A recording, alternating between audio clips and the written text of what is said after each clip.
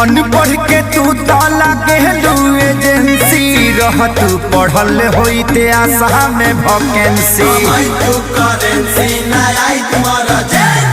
भोक भोक बुतत रहे पढ़े घरे दियारा पियावा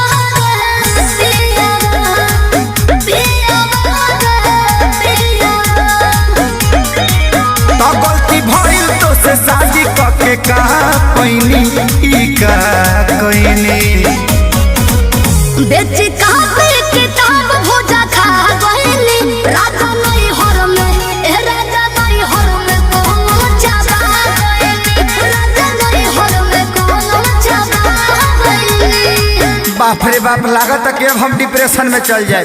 ठीक बा आय? अकेले जाई हाँ जाते नहीं तो जाके देखी हाँ। अब बढ़िया जगह होई नु हाँ। तो हम आ ओजे हनीमून मनावल जी डिप्रेशन में घूम घाम के आ चल।